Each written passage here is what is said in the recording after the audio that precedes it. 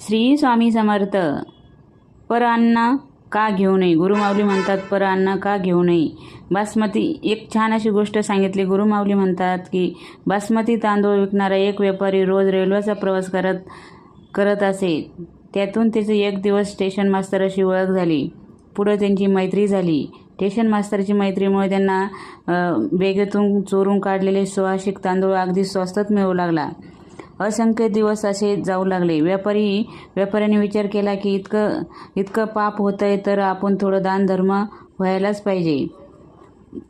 एक दिवस त्यांनी बासमती तांदळाची खीर बनवली आणि एका साधूला आमंत्रण केले.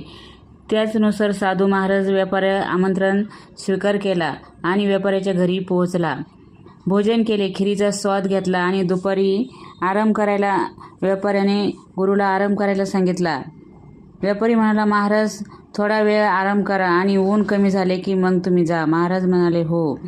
हे आराम करत असताना बेडवर लपून ठेवलेल्या व्यापाऱ्याने खूप मोठी रक्कम नोटाचे बंडल ठेवले होते. साधू महाराजांनी त्या बेडवर आराम केला आणि त्याच्या इतक्यात एवढे बंडल आहे, पैशाच्या एवढ्या नोटा आहे, तर आपण 2-3 घेतले तर काय झालं, असे साधू महाराजांनी विचार केला. मग काय फरक पडणार आहे, तरी व्यापारी तर समजणार पण नाही. 2-3 बंडल त्यांनी झोळीत घातले आणि संध्याकाळी व्यापाऱ्याला आशीर्वाद देऊन साधू महाराज निघून गेले. दुसऱ्या दिवशी व्यापारी नोटा मोजू लागला.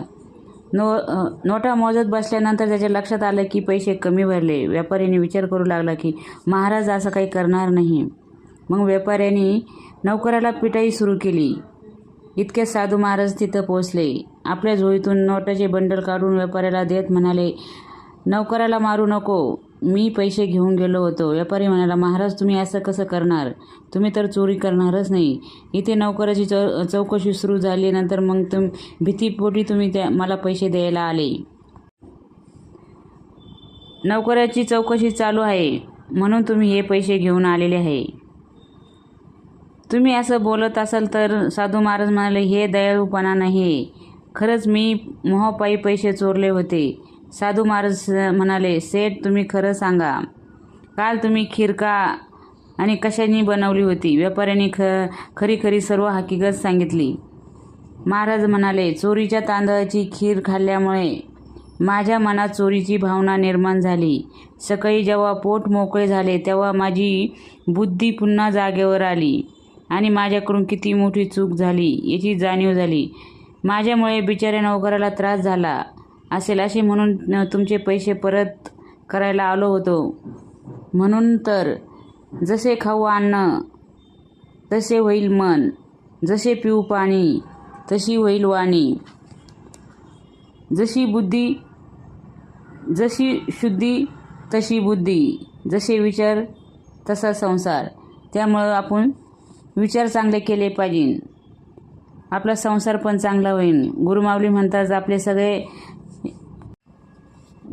म्हणून तर पर अन्न घेऊ नये. पर अन्न जर घेतलं तर आपल्या मनात वेगवेगळे विचार येतात. ही जर तुम्हाला गोष्ट आवडली असेल तर शेअर, लाईक, कमेंट करा. चॅनलवर नवीन असेल तर